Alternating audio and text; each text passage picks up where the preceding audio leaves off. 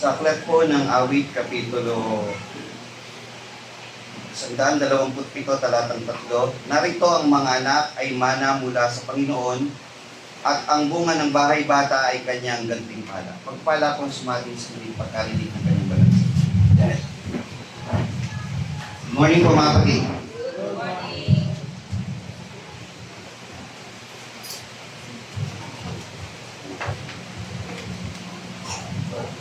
Purihin ng Panginoon sa ating pong muling pagkatipon na tayo pinadala ng ating mahal na Panginoong Hesus sa dako pong ito upang muli makapagsamba po sa kanyang banal at malinis na pangalan. Gayun din mga kapatid ay purihin ng Panginoon sa ating mga pupuring awit na naibigay po mula sa pasimula po ng ating pagsamba mga kapatid. Napakasarap umawit sa Panginoon mga kapatid. Po. Tapos napansin niyo po ba yung pagkatugtugan ng ating mga kabataan, yung improvement? Hindi nyo naisipin ano po yung, alam nyo, wala nang nagtuturo diba? Pero ano po yung improvement po nila sa kanilang ministeryo tinanggap. Ito po ay gabay mula sa Panginoon. At pinasasalamatan natin ng ating Panginoon dahil meron siya kinakasangkapang mga tao upang magturo po sa kanila ng mga ganito pong mga talento o upang sabi nga po linangin pa yung talentong pinagkaloob ng Panginoon. Kanino pang umaga o kaninang sa unang bahagi ay atin po natunghayan ng isang pag-aaral na inatid po sa atin ng ating isang kamanggagawa, mga kapatid. Reviewin lang po natin. Totoo po ba ang Biblia, mga kapatid? Sabi po, salisipin ninyo ang mga kasulatan sapagkat iniisip ninyo na pagka kayo nagsasaliksik nun, makikilala nyo ang Panginoong Jesucristo. At pag nakilala nyo ang Panginoong Jesucristo, ito ang maghahatid sa inyo sa buhay na walang hanggan na kanyang pinangako. Paano mo makikilala ang Panginoong Jesucristo? Basahin mo yung Bible. Parang ganito. Meron kayong mga lolo na hindi nyo na nakita, pero alam nyo lolo nyo yun. Meron po. Sabi, paano makikilala yung lolo mo? Tingnan mo yung mga photo album. Siya yan. Eto siya. Yan, kamukha mo nga gumaganon ka pa, di ba? Iyon ang magpapaalala sa iyo, magpapakilala. Pati yung mga sinasabi ng magulang mo o ng mga kamag-anak pa, ito yung lolo mo, ito ginawa niyang trabaho niyan. Ang Panginoong Jesucristo, paano natin makikilala kung sino siya? Sa Biblia, mga kapatid. Ngayon, ang tanong ng nakararami, paano natin patutunayan naman na yung Biblia naman? Totoo. Alam niyo po mga kapatid, dagdagan lang natin. Ito po yung binasa natin pagsambatayan. Meron po dito, may papakita lang sa inyong maliit na slide. Sabi po dito, proof that the Bible is true, mga kapatid. Alam niyo yung apat na batayan para malaman natin yung Biblia totoo. Sabi kasi doon sa Genesis 1:1, nang pasimula ay nilalang ng Diyos ang langit at ang lupa. Ang unang batayan o unang palatandaan ng Diyos ay totoo, yung cosmos, yung sanglibutan, yung buong sangkalawakan. Hindi po yan kayang gawin ng kahit sino. Pag may nakita kang sasakyan, mayroong inventor niyan, may mekaniko niyan. Pag may nakita kang relo, may watchmaker. Pag may nakita kang sapatos, may shoemaker, may sapatero. Pero yung mga bundok, kalawakan, araw, buwan, bituin, langit, hindi magagawa ng tao yan. Tanging isang intelligent creator, designer, ang may gawa po niyan. Diyos lang po may gawa. Because life can only come from life. Hindi katulad ng sa Big Bang na sinasabi ng iba na mula sa maliit na particle, sumabog at naging kung ano-ano na, by chance nabuo yung universe o yung mga solar system, hindi po. Ito po ay gawa po ng Panginoon. Nakikita mo yan ang ebidensya na may Diyos, na totoo yung Biblia. Pangalawa, literary style. Ang Biblia po mga kapatid, hindi po once upon a time. In a kingdom so far, far away, hindi po ganun ang Biblia. Ang Biblia ay, sabi po, literary style, ay mga totoong tao, mga totoong lugar, mga totoong pangyayari. Kahit po mga aklat ng kasaysayan sa iba't ibang bansa, nagpapatunay na meron pong Kristong nabuhay at ipinako sa krus at nabuhay na maguli. At yung Gospels ay sinulat ng mga eyewitness apostles. Sinulat ito ng mga eyewitness, mga saksing nakakita mismo sa Panginoon na nagpapatunay na yung Biblia totoo. Kayo, kanino kayo maniniwala? Doon sa eyewitness o doon sa nagsasabi lang? Sa eyewitness ka maniniwala. Sino? Sino Mateo, si Marcos, si Juan, si Pablo, mga nakakita yan. Sila mismo yung sumulat. At ang sinulat nila, totoo na witness talaga nila yan. Pangatlo, objective moral standard. Ang Biblia, totoo, ito lang po ang nag-iisang batayan ng moralidad. Sabi nila, saligang batas. Ang saligang batas ng iba't ibang bansa, magkakaiba. Sa ibang bansa, legal ito. Sa ibang bansa, legal ito. Pwede ito. Sa kabila, hindi pwede. Pero ang Biblia magsasabi, ano lang ba talaga ang pwede, ano ang karapat-dapat, ano ang moral. Biblia po ang batayan. Sa lahat ng bansa, pag Biblia ang pinagbatayan, yun na po ang nag-iisang tamang batayan ng katotohanan, Biblia lang. At ang pang-apat, dito po tayo sa ating pag-aaral. Yung change life. Pag ang Biblia sinunod mo, babaguhin ito ang buhay mo. Yan ang malaking katunayan na totoo yung Biblia. Pag sinunod mo ang Biblia, napakagandang bagay ang mangyayari sa iyong buhay. Yun ang magpapatunay na may Diyos. Maniniwala kayo mga kapatid sa inyong pamumuhay, mapatutunayan na may Diyos. At ang Biblia ay totoo dahil sa inyong buhay yun. So yan po mga kapatid. Mga batayan upang patunayan na totoo ang Biblia. Hindi po magagawa po ng kahit sinong tao yan. Ngayon mga kapatid, pupunta tayo sa ating pag-aaral. Change life. Isa sa mga pag-aaralan natin o sa mensahe po natin dinala, na may kinalaman po mga kapatid, ang mensahe pong ito ay bahagi na rin po ng mensahe para sa recognition for graduates and achievers po this day. Ang napagbotohan po nila at napagtibay po naman na maging tema po sa lahat po ng lokal ay Awit 127:3. Narito ang mga anak ay mana na mula sa Panginoon at ang bunga ng bahay bata ay kanyang gantimpala. Ang pamagat po nito, manang mula sa Diyos. Pag nalaman nyo daw, yung isang bagay na prinsipyo o value na tinuturo sa Biblia, it will change your life. Pag nabago yung perspektibo mo, yung pananaw mo sa buhay, sa magitan ng isang talata, naniniwala kayo babaguhin ito ang inyong pananaw sa buhay? Pag may sinabi ang Panginoon, naniwala ka, sumampalataya ka, na ito ay mahalaga dahil sinabi ng Panginoon, babaguhin ba ito buhay mo? Example, igalang mo ang iyong ama at ang iyong ina. Tama o mali? Pag pinaniwalaan mo, sinampalatayanan mo, babaguhin ba nun ang buhay mo? Amen. And that is part of a changed life, a proof na totoo yung Biblia. Kasi babaguhin mo yung buhay mo. Ngayon, 127:3, manang mula sa Diyos. Sabi po doon sa pagsampatayan, narito, ang mga anak ay mana na mula sa Panginoon. Meron po itong 4 na bahagi.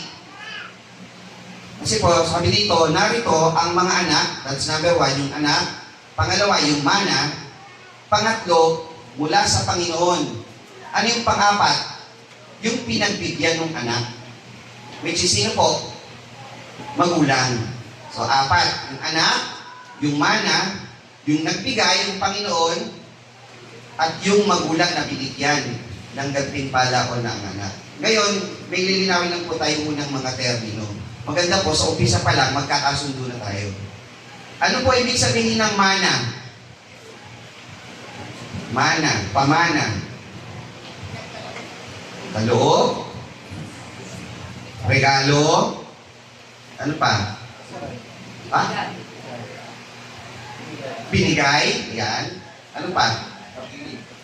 Ha? Kapiling, yan. Kapiling daw, kapiling. Habiling. Meron na po ba na pamanahan dito? Huwag niyo isipin malaking-malaki Basta pamana. Okay. Pinahiram. Pagbihin na natin. May bahid. May napamanahan na po ba sa inyo? Sa trabaho ko kasi, meron doon isang aparador. Sabi sa akin nung nag-isang retire na, Lester, itong aparador na to, pamana ko na sa iyo. Sabihin, ako nagagamit nun. Kasi agawan ng aparador dun Lagay ng sapatos, lagay ng payong, mga ganun. Pamana ko na sa iyan. Hindi man pinag-uusapang malaki o maliit. Sa inyo, may namana na kayong kahit anong bagay? Meron na, no? Ayan. Mana. Sa English po nito, Lo, children are an heritage of the Lord, and the fruit of the womb is His reward. Heritage. Heritage, pamana. Ayan. Pag kayo daw binigyan ng pamana, mga kapatid,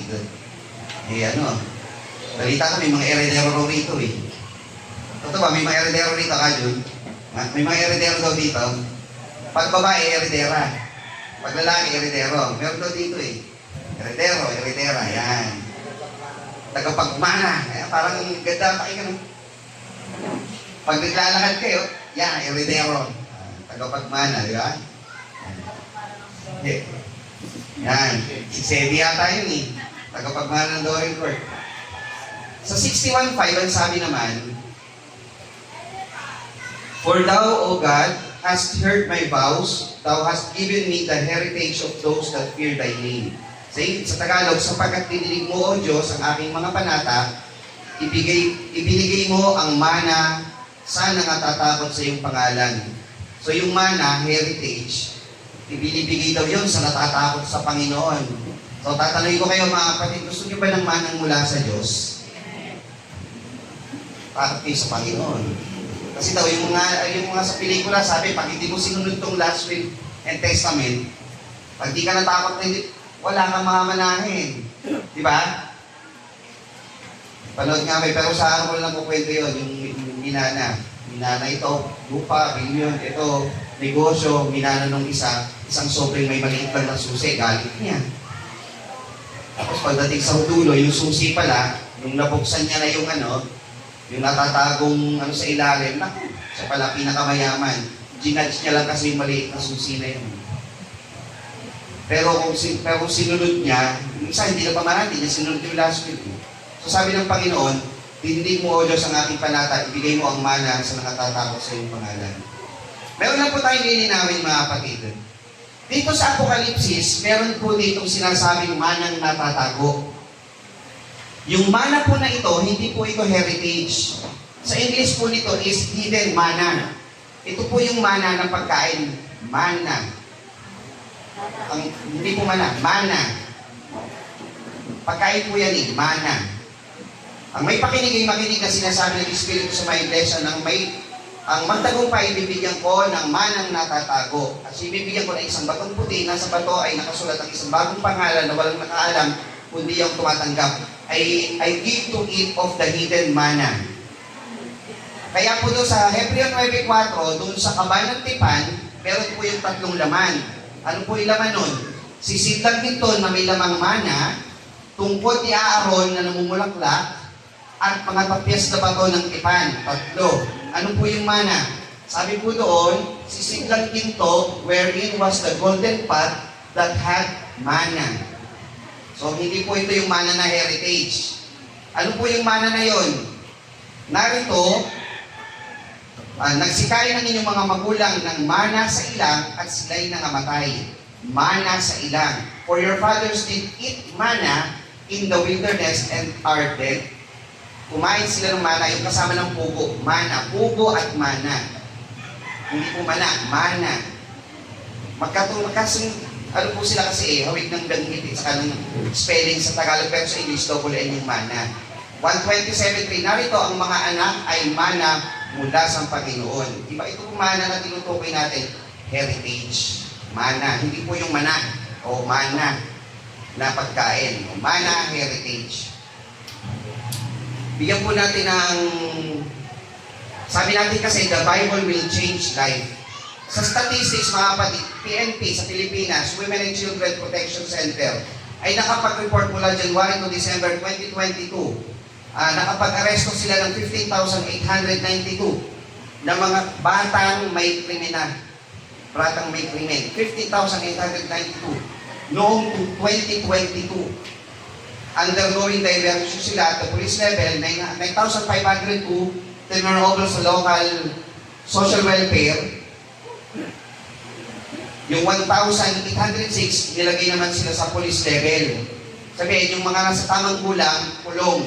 Yung 9,502, nasa kami na DSWD o sa social welfare, binigay. Ano ibig sabihin? Yung 9,502, napakabata nito, gumagawa na ng krimen. Ano kaya ang naging dahilan? Bakit 15,892 na mga bata, kabataan, may kriminal ang ginagawa? Ano kaya ang dahilan? Mamaya, sabihin po natin, no? Ito pa, statistics. As of 2024, 973,000 total abortions ang nangyari sa Pilipinas. Noong 2024, almost 1 million abortions. Ito po yung picture ng statistics po niya, hindi ko natin i-invento yan. Napakabigat po ng abortion sa Pilipinas. Kulang-kulang 1 milyon sa isang taon. Sa isang taon. Napakabigat. Bakit po kaya? Tingnan niyo po yung survey. 2019 surveys, 71% ng Pilipino age 15 to 24 naniniwala na ang abortion hindi nararapat. Tama naman yun, di ba? Ang abortion hindi nararapat. Sinasabi ng maraming Pilipino, 71%. 81% naman ng edad 25 to 49, pareho rin ang view. Hindi rin dapat ang abortion. 20% to 30% ng population ng Pilipinas naniniwala. Tama. Bakit? Naapektuhan sila ng social media. Dahil napapanood nila sa social media, tama to, okay lang to, okay lang to. So may mga nagpapa-abort pa rin. So umaabot sila ng kulang-kulang 1 milyon. Anong ibig sabihin? Bakit tumataas ang krimen? Bakit tumataas ang abortion? Ang sagot, hindi nagpapahalaga sa kanilang buhay o walang Diyos sa kanilang buhay. At nag-uumpisa po ito, mga kapatid, sa basic unit ng lipunan, which is the family.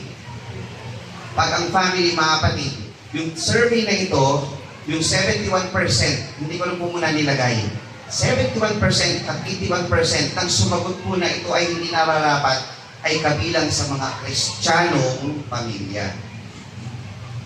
Maraming pamilya na hindi Kristiyano nagsasabi, ito ay nararapat, krimen, abortion. Pero pag tinanong mo ang Kristiyano, sasagot niyan, ano? Hindi. Ano ibig sabihin nito, mga kapatid? Kapag ikaw ay Kristiyano or you belong to a family of a Christian people, mas malaki ang posibilidad na makabawas ka sa krimen ng lipunan. Mas malaki ang magagawa ng pamilya mo kung kayo'y sama-samang Kristiyanong sumasamba sa Panginoon na makabawas sa mga abortion, sa kriminalidad ng lipunan. Tama po ba, mga kapatid? Ngayon, babalikan natin yung pagsambatayan. Narito ang mga anak ay mana na mula sa Panginoon. Kung iniisip lang sana ng bawat pamilya na ang buhay ng iyong anak ay isang mana, palagay niyo, pahalagahan niyo yun. Halimbawa kayo binigyan ng mana mula sa Panginoon. O ng mana ng magulang na lang. Ito, mamanahin mo. Sa iyo to. Anong gagawin mo sa manang tinanggap mo? Kapag ikaw ay pinamanahan, anong gagawin mo? Sa ating pong survey, bigdong lang na. Survey po, ang sabi, ito po yung 4 na gagawin ng tao kapag sila ay pinamanahan. Pasasalamatan. Tama po ba? Sino dito hindi magpapasalamat pag pinamanahan? Pangalawa, pahahalagahan. Tama po ba? Pag kayo'y pinamanahan, maliit man o malaki, pahahalagahan niyo yan. Pangatlo, may mga tao sagot, pauunlarin. Pag pinamanahan daw siya, anong gagawin niya? Pauunlarin niya yan. Palalakihin niya. I-develop niya yun. At pang-apat, aalagaan. Pag ikaw daw ay pinamanahan, ikaw ay mag-aalaga sa minana mo na ito. Ngayon, sabi po doon sa pagsambatayan, ang mga anak ay mana na mula sa Panginoon. Pag pinamanahan ka daw, ang anak ba, pag nagkaroon kayo, pinasasalamatan niyo sa Panginoon? Amen. Paano niyo pinasasalamatan? Lord, salamat po. Maraming mga tao, kabilang na po ang inyong lingkod, nagnanais magkaanak. Pero ibang tao, walang pakundangan. Hindi man lang pinahalagaan ang biyayang binigay sa kanila ng Panginoon.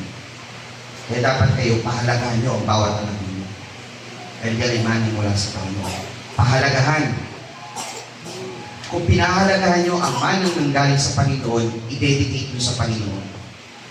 Pag i-dedicate nyo sa Panginoon, you dedicate to the Lord. Hindi po ang habol ay yung papel. Ang habol ay siya ay mapatuga, mapalaki, mapaunlad sa pananampalataya. Naipasalamat na to, na-dedicate na to, okay na yan. Hindi po. Pag dinedicate mo yan, ano gagawin mo? Gagawin mo lahat ng mga bagay para paunlarin ang pananampalataya ng batang yan. Kasi pinahalagaan mo yan. Kasi manang mula sa Diyos yan. Aalagaan mo yan sa turo't gabay ng Panginoon. Umanang mula sa Panginoon. Kung ganyan sana ang perspektibo o pananaw ng bawat tao, sa lagay nyo, maganda ang lipunan, maganda ang lipunan. At aalagaan. At alam niyo po ba na ang talata na ating pagsambatayan ay may 4 na bahagi. Sabi natin kanina, unang bahagi po nito, yung tinatawag na parents to children. Unang bahagi, ang magulang ay binigyan ng biyayang mula sa Panginoon, yung anak o manang mula sa Panginoon.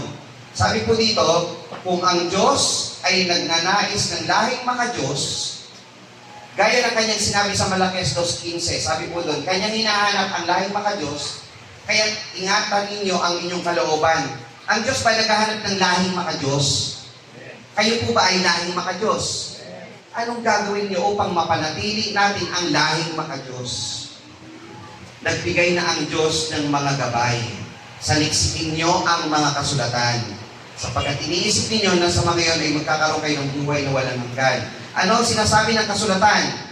Upang magkaroon tayo o mapanatili natin at masumpungan lalo ng Panginoon ang isang lahing maka-Diyos. 22:6 ng Kawikaan. Sabi po doon, turuan mo ang bata sa daan na dapat niyang lakaran. At pagka tumandaman siya ay hindi niya hihiwalayan. Turuan mo ang bata. Hindi bata dapat ang nagme-memory verse nito. Ang nagme-memory verse nito, sino po? Magulang. Turuan mo ang bata. Ang ginagawa ng matanda sa mata ng bata ay nagiging tama. Sige, huwag kayong dumalo. Anong gagayahin ng mga anak niyo? Tingin niyo po. Magpabaya kayo sa paglilingkod sa Panginoon. Yun ba ang pagtuturong ginagawa niyo sa inyong anak? Sa inyong manang tinanggap sa Panginoon? Turuan mo ang bata sa daan na dapat yung lakaran. Ano ang inyong sistema sa loob ng inyong pamamahay? Nag-uusap pa ba kayo? Bilang mag-ama, mag-ina, bilang pamilya? Turuan mo ang bata, magkaroon kayo ng komunikasyon. Magsaya kayo bilang pamilya. Para pag tumanda siya at nagkaanak siya, yun din ang ituturo niya sa kanyang anak. Sabi kasi dito, sa 29:17 ng Kawikaan, sawayin mo ang iyong anak at bibigyan kanya ng kapahingahan. Palagay nyo, panatag loob mo, pagka binibigyan mo ng tamang pagsuway, ang anak mo, amen, wala kang sakit ng ulo. Bibigyan kanya ng kaluguran ng iyong kaluluwa. Tama po ba, mga kapatid? Amen. Sawayin mo. Huwag mong konsintihin. Bakit po? Sa 19:13-24, siyang nag-uurong ng kanyang pamalo ay napopuot sa kanyang anak. Pag hindi mo pinalo yan, kinapopuotan mo yan. Ngunit siyang umiibig ay nagpaparusang paminsan-minsan. Paano kayo magparusa sa inyong anak? Baka naman pag umiyak na inyong anak, cellphone na lang ang binibigay nyo, hindi na kayo marunong magdisiplina. Huwag po kayo magagalit sa akin, mga kapatid. Para tumahan, cellphone na lang. Gawin natin yung disiplina ng ating kinamulatan. Sabi ng Panginoon, siyang nag-uurong ng kanyang pamalo, baka napupuot ka sa anak ko, kaya ayaw mo nang paluin. Ayaw mo nang disiplinahin. Diba? Ibig sabihin sa mga anak, pag disiplina kayo, mahal kayo ng inyong mga magulang. Yan ang tatandaan nyo. Huwag kayong magtatanim ng sama ng loob sa kanila pagka kayo'y kanyang pinapalo. Mahal kayo ng inyong mga magulang. Pero dadating tayo sa inyong mga anak mamaya. Parents to children muna tayo ngayon. Sabi po dito sa 22:15, ang kamangmangan ay nababalot sa puso ng bata. Bata walang alam yan.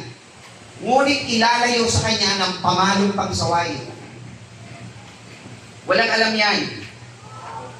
Yung makasamaan, walang alam siya dyan. At ilalayo mo siya sa masama sa magitan ng palo ng pagsaway. Huwag ka dyan anak, palo. Huwag ka dyan anak, palo. Mailalayo mo siya sa masama. Sapagkat mahal mo ang iyong anak. Pag hindi mo pinalo yan, hindi matututo yan, hindi malalayo sa masama yan. Huwag niyong pabayaan. Huwag niyong sabihin, matigas ang ulo eh. Hindi ganon, hindi natatapos doon. Mahal niyo anak niyo, paluin niyo. Ganun po yung mga kapatid. Sa bagong tipa naman tayo. Parents to children, at kayong mga ama, huwag niyong ipamungkahi sa galit ang inyong mga anak. kundi inyong turuan sila ayon sa saway at aral ng Panginoon. Napakaganda ng Biblia, mga kapatid. Napakakompleto. Totoo talaga Biblia, mga kapatid na ulit. Totoo talaga eh.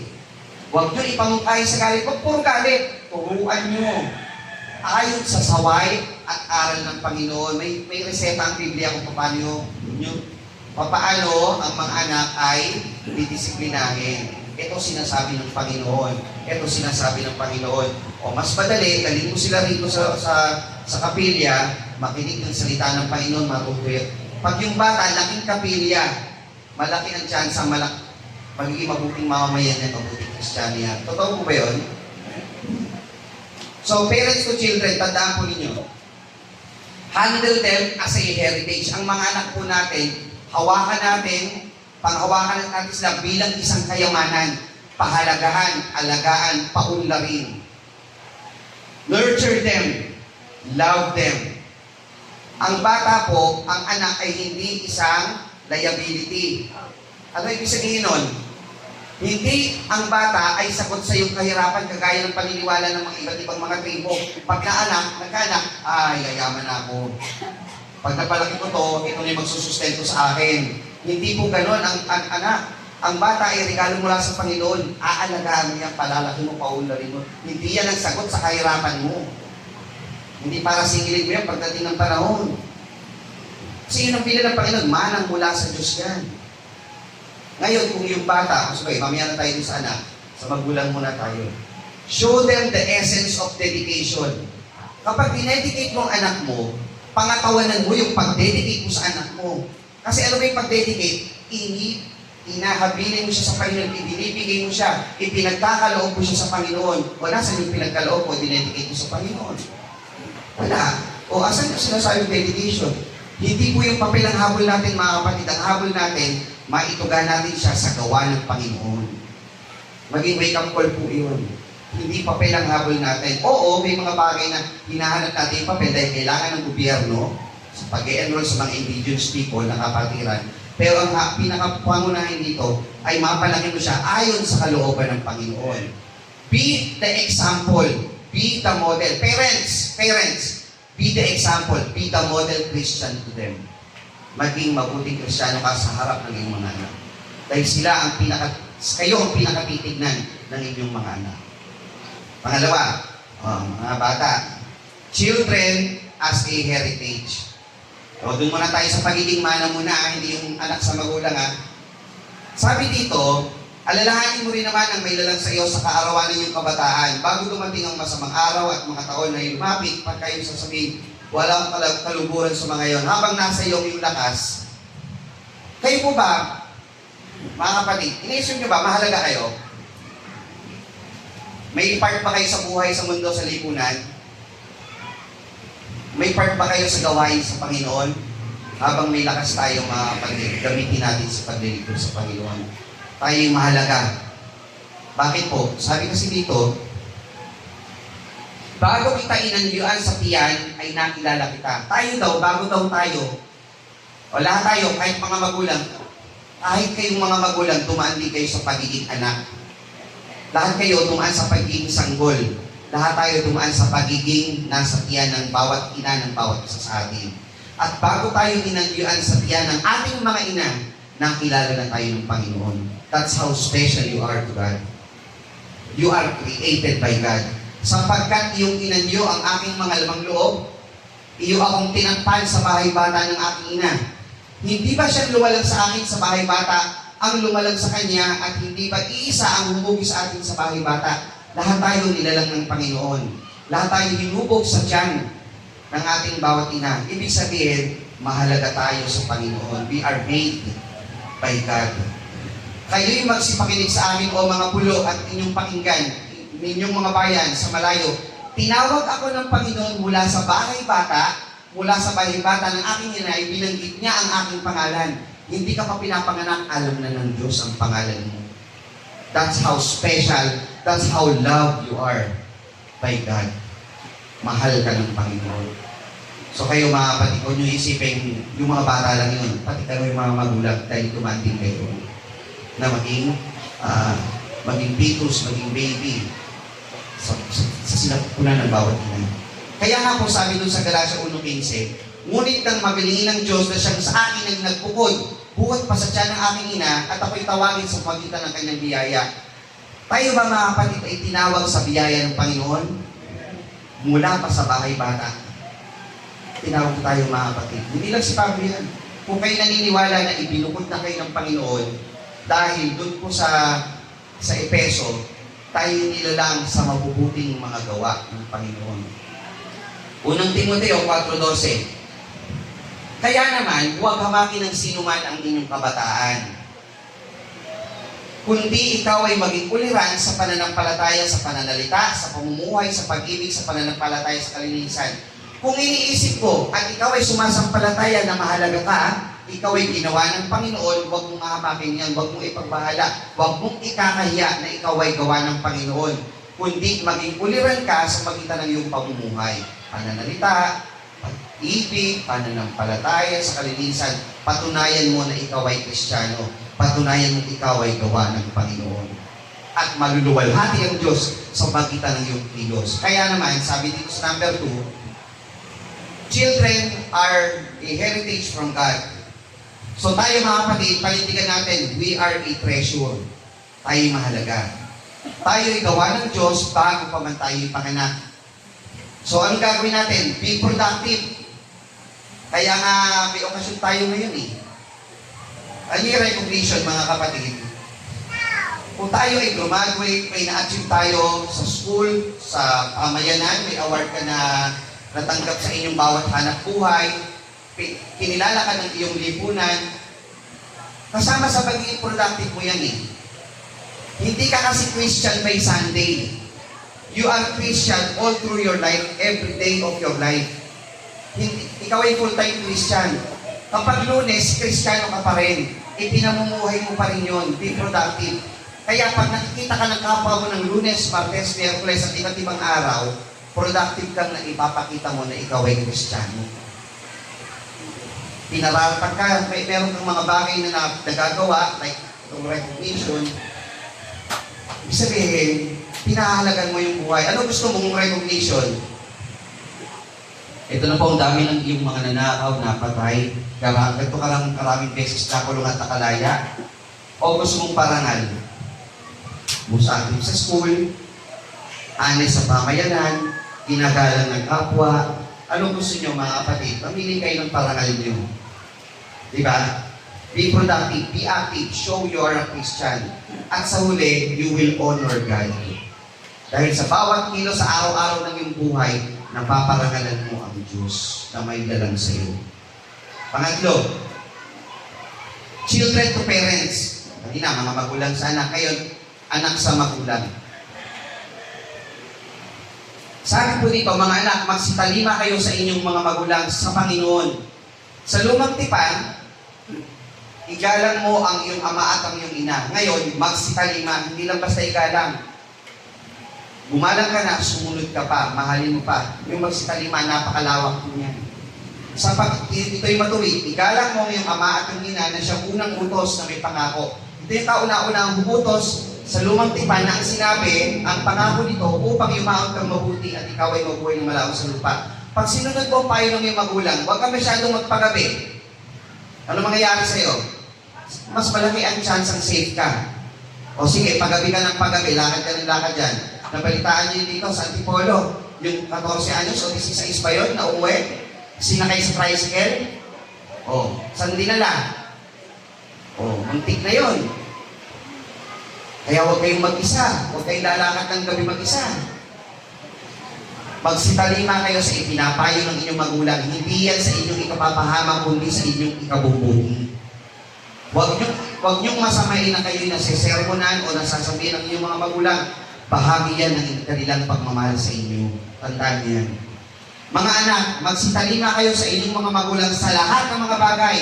Ang kinakausap po dito mga kapatid, lalo tigit mga kapatid sa pananampalataya sa Kolosas. Mga anak, magsitalima kayo sa inyong mga magulang. Sapagkat ito'y totoong nakalulugod sa Panginoon. Pag pinararangalan mo ang iyong mga magulang, pinararangalan mo ang Panginoon. Tandaan niyan. Ang impact niyan sa Panginoon.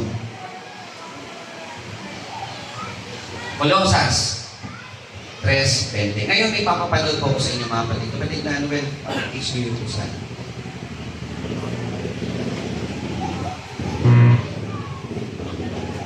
Meron po kayo papapanood sa inyo mga kapatid. Hindi man kayo yung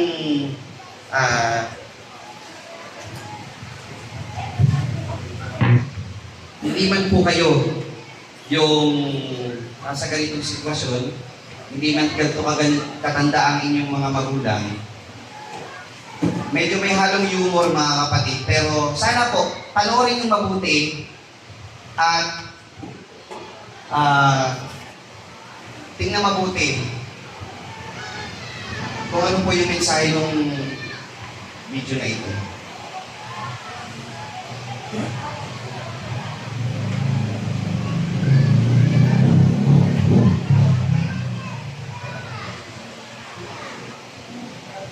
Ayan na.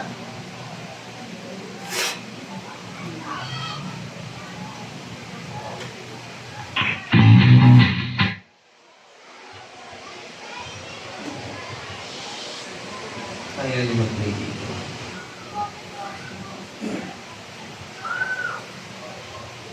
Hindi siya supported. Parang yung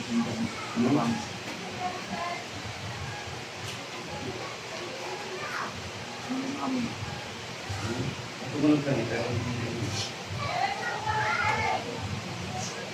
Yan ako naman. Lalapit ko na sa kanya.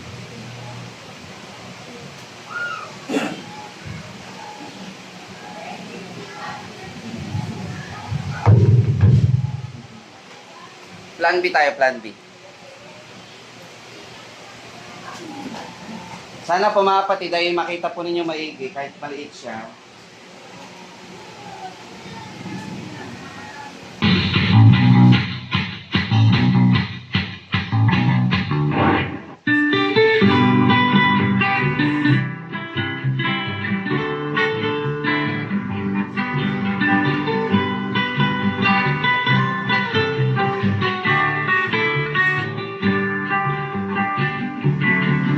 Hoy anak, magbago ka na, dahil ikaw ay kurang na. Wala ka na bang pakinabang, at puro ka lamang yabang. Anak, ano na naman yan, lipas gutom, malamang yan, dapat lamang remedyohan. Hoy anak, kabaglang yan, makinig ka sa akin. Mami ni momo, mami ni momo, mami ni momo, dahil sa mami ni momo.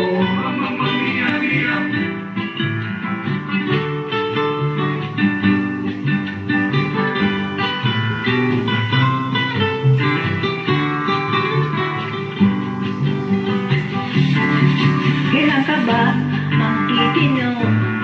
May sayad bang kukotin mo? Sawa na ako sa kalukuhan, kaya't ako yun tantanan. Hindi mo ba nakukuha? O talagang pasaway ka? Ba't di mo ko pakinggan para magkaintindihan? Makinig ka sa akin. Mami ni momo, mami ni momo, mami ni momo, dahil sa mami ni momo. Mami ni momo, mami ni momo, mami ni momo, dahil sa mami ni momo. Kapag ako'y wala na, mami mismo ko, mami mismo ko, mami mismo ko, dahil sa mami mismo ko.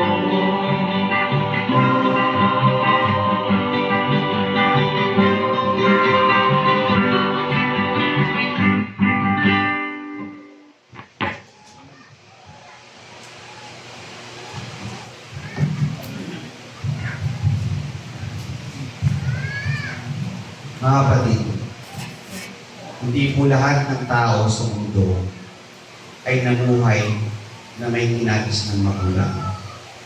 Sa mga anak po dyan, hanggat may magulang po kayo, mahalin niyo. Mamimiss niyo yan pagdating ng panahon. Kung ano yung sinasabi niyang pakinggan niyo, huwag niyong sakit ng kalooban ang bawat pili niyan. Dahil ang ating mga magulang ay mana rin mula sa Panginoon.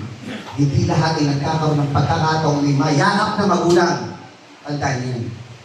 Hanggat may magulang kayo, mahalin niyo, igalang niyo, mag-usap kayo. Pag kumakain, harapin niyo. Hanggat kaya niyong magsama-sama sa hapagkainan, pagsama-sama kayo. Dahil hindi lahat may magulang. Hindi lahat may anak. At tayo sinasabihan ng Panginoon upang magkaroon ng isang mabuting pamayanan, isang mabuting katawan mula sa Panginoon, pahalagahan natin ang ating mga magulang. Pahalagahan natin ang ating mga anak. Ito'y manang mula sa Panginoon. Kung ating sinasampalatayanan na sa Diyos nang gagaling lahat ng mga bagay, sa ating mga anak, tandaan po ninyo, honor your parents. You are valuable to them. Kayamanan kayo. Pangatawanan po ninyo na kayo ay isang kayamanan, mahalaga kayo sa magulang niyo. Huwag niyo isipin, hindi naman ako mahalaga sa magulang ko eh. Hindi po, mahalaga kayo. Bawat isa sa inyo ay mahalaga sa inyong mga magulang. Pahalagahan niyo. Sapagkat pag wala na sila, dadating ang panahon, magsisisi kayo sa inyong buhay. Sana nasabihan ko siya ng I love you. Kailan niyo huling nayakap ang inyong mga magulang? Kailan niyo huling nayakap ang inyong mga anak? Kailan kayo huling nagsabi ng I love you sa isa't isa? Tatanggapin niyo na lang ang pagkakataong sasabihin niyo, sana nung malakas siya, sana nung nabubuhay siya, nagawa ko ito sa kanya. Ngayon, babago ang prinsipyo natin sa buhay. Kung ating kinikilala na ito ay manang mula sa Panginoon, mga kapatid, make your parents proud. Sabi nga po nung isang awit make your mama proud. MYMP. Make your parents proud. Love them. Be grateful na may magulang kayo sa Panginoon. At hindi lamang po yung nagluwal sa inyo, kundi yung magulang na kinakisnan nyo, kung yan may lola nyo, yan ay mga tiyahin nyo, yan ay magulang na mula sa Panginoon. Pahalagahan nyo sila. Mahalin nyo sila. Show them na nagtuto kayo mula sa mga pangaral nila. Ipakita ninyo kung ano yung natutunan nyo mula sa pangaral at pagpapalaki na ginawa ng inyong mga magulang sa bawat isa sa inyo. Ito ang natutunan ko sa kanila. Ito ang ipamumuhay ko. And your parents will be proud of you. Lalo higit ang Diyos ay magiging proud sa iyo na isang mabuting anak sa iyong pamilya. Amen? Ngayon, pang-apat, all parents were once child, therefore everyone is a heritage. Kung lahat tayo tinatanggap natin, lahat tayo naging once o sa bahagi nating buhay, naging bata tayo o naging sanggol tayo. Lahat tayo ay heritage o manang mula sa Panginoon. Sabi sa Efeso 1:1, tayo rin naman sa Kanya ay ginawang mana. Pakisundan na lang po, Kapilit ng Noel. Efeso 1:1. Tayo rin naman sa Kanya ay ginawang mana na itinalaga niya tayo nung una pa ayon sa pasya niyong gumagawa ng lahat ng mga bagay ayon sa pasya ng Kanyang kalooban. Efeso 1:1. Tayo lahat daw mana mula sa Panginoon. So kung tayo lahat ay mana mula sa Panginoon, mahal tayo ng Panginoon, pinahahalagahan tayo ng Panginoon, inaalagaan tayo ng Panginoon, panindigan natin mga kapatid na mahal tayo ng Panginoon. At pag tayo sinasaway ng Panginoon, pinagbibigaan tayo ng Panginoon, mahal kasi tayo ng Panginoon. Pag tayo pinapalo ng Panginoon, minsan nagkakasakit tayo, minsan may pagsubok tayo, ito'y bahagi ng pagmamahal ng ating Panginoon sa bawat isa sa atin. Huwag natin ipagtatampo sa Panginoon yun. Efeso 2:10, sapagkat tayo'y Kanyang gawa na nilalang ni Kristo Jesus para sa mabubuting gawa na mga inihanda ng Diyos ng una pa upang siyang ating lakaran. Tayo mga kapatid, manang mula sa Panginoon, nilalang para gawin ang kalooban ng Panginoon, hindi para gawin kung ano yung gusto nating gawin sa buhay. This is what I want to be. No, this is what the Lord wants me to be. I was made by God for the glory of God. This is what the Lord wants me to be, not what I want to be. Itong gusto ng Panginoon. So kung tinatanggap mong mana kang mula sa Diyos, mamuhay kang ayon sa gusto ng Panginoon. Kaya ang payo sa Hebreo, sa 6:12, huwag kayong mga tamad, kundi sa mga tulad kayo sa mga nasa pamamagitan na ng pananampalataya, ng pagtitiis, ay magsipagmana ng mga pangako. May mana pang manggagaling sa Panginoon. Sabi sa 12, magsisipagmana ka ng pangako mula sa Panginoon. Kapag binasa mo ang Biblia, makikilala mo ang Diyos. Nakilala natin ang Diyos, mapagmahal. Nakilala natin ang Diyos, umiibig sa atin. Nakilala natin ang Diyos na siyang lumalag sa atin para sa mabubuting gawa. At pag ginawa natin ito, meron tayong pangako na buhay na walang hanggan at pagkakalog ng Panginoon. At ganyan kabuti ang Panginoon, hindi walang kabuluhan ang ating gagawin. So habang ating ito'y ginagawa, tandaan natin yung 4 na bahagi. Parents to children, magmahalan kayo. Children, o bawat isa sa atin, 1, 2, and 4, tayo kayamanan mula sa Diyos, pahalagahan natin ito. Children to parents, mahalin niyo ang inyong mga magulang. At pag ganito umiikot sa ating buhay, luwalhati natin ang Panginoon, napaparangalan natin ang Diyos, at naipakikita natin ang tamang pasasalamat sa Panginoon. You are made by God in the image of God. Naipapakita natin na tayo nilalang ng Panginoon ayon sa kanyang nais. You are for good works. You are for the holy ministry. May ministeryo ang Diyos na gustong ipagawa sa iyo. Mga kapatid, magpagamit ka sa Panginoon.